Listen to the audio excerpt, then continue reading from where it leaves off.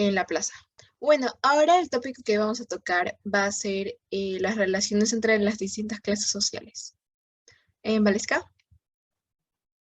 En el capítulo 2 se pudo evidenciar las clases sociales, las vivencias y las características de los criollos, de las familias pudientes y de las familias de los españoles, además de los mestizos y los mulatos, y cómo el gran sector social se casan para mantener el estatus y el trato que recibían los de la clase social baja era terrible. La diferencia entre las clases sociales era bastante marcada. La superioridad por tener un color diferente poseía un gran resalte y trataban a los esclavos como de su propiedad, como si no valieran nada. Así como el padre de Paco, quien le dice a su hijo, me voy a olvidar de que eres hombre y te voy a azotar como un crío. Es decir, creían que los esclavos, los críos, ni siquiera eran considerados hombres, no eran consideradas personas para la alta o media sociedad. Y hoy en día se puede ver la discriminación, sí, en todas partes del mundo, pero ya no en esta magnitud.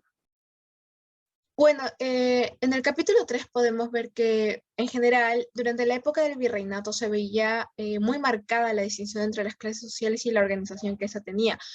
No había filtros a la hora de llamar a las personas o calificarlas, faltando así el respeto entre todos, eh, más en el caso de los esclavos y mulatos.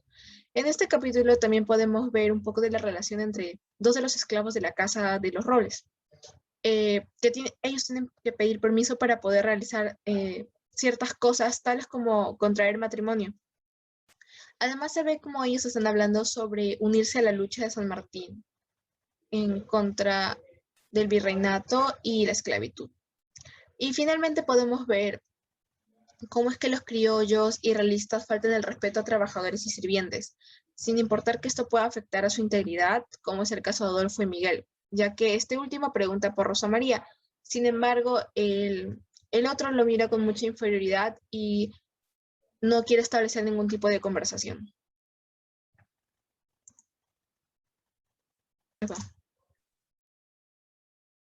Bueno, concuerdo contigo, Ximena. Por ejemplo, con lo que tiene que ver con el maltrato hacia los esclavos o mulatos, en el capítulo 4, uno de ellos tiene que huir de la casa de los Robles para irse con San Martín para poder gozar de una mejor vida.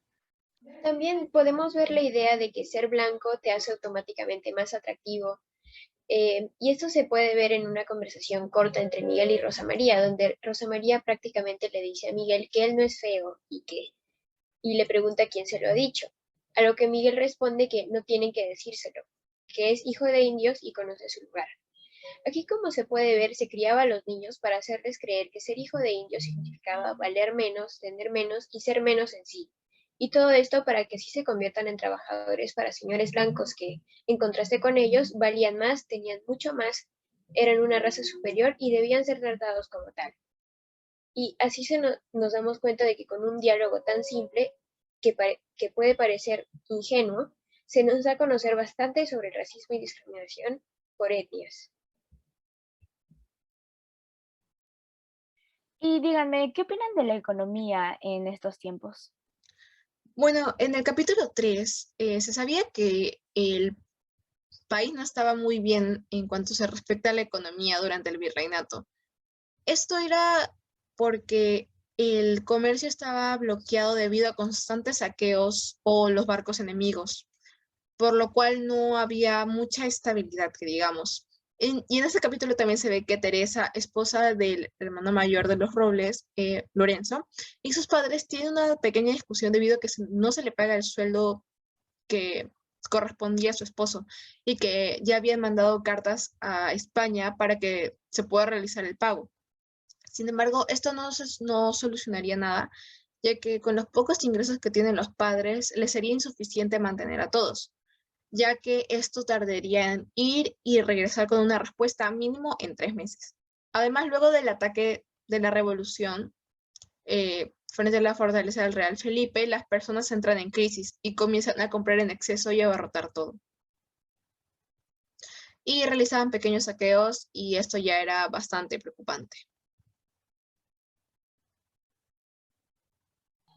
Bueno, en mi capítulo, la economía también está bastante afectada, ya que el virrey tiene bastantes temores con respecto a los patriotas y a lo que se viene, por lo que empieza a quitarle dinero, empieza a quitarle oro a los mismos españoles que tienen sus viñedos o tienen sus propios negocios,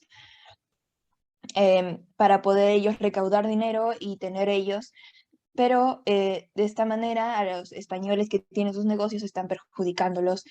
Y esto se ve cuando en la familia Robles les llegan una carta diciéndoles que les van a quitar 1000 monedas de oro, lo cual preocupa bastante al padre, que cae se le baja la presión y cae en cama.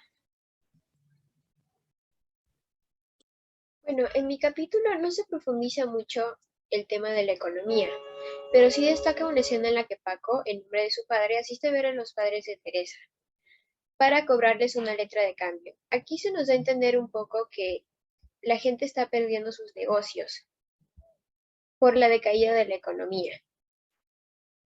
Podemos decir entonces que la economía en esta época estaba decayendo debido a factores tanto internos como externos, al igual que a la inestabilidad política y la revolución de don José de San Martín que se aproximaba.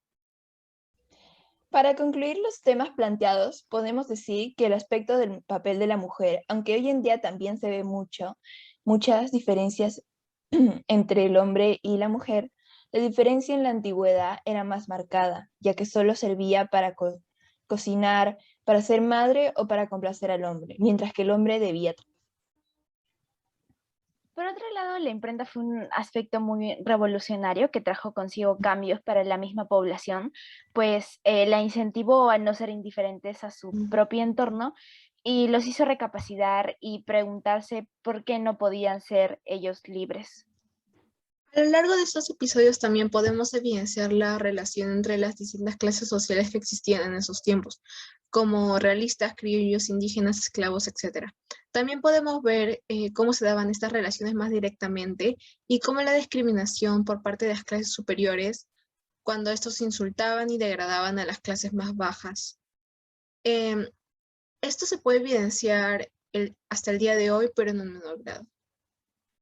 Y bueno, para finalizar, la economía a inicios del siglo XIX decaía cada vez más debido a la inestabilidad política, a la revolución que se aproximaba, es decir, la independencia y a factores internos y externos, en donde el virrey estaba empezando a quitarle monedas de oro a los españoles que tenían empresas por miedo a los patriotas. Es decir, en estos pocos capítulos visualizados se ha podido evidenciar el contraste y la diferencia de la sociedad, la economía y la política entre esta época y la actual. Muchas gracias.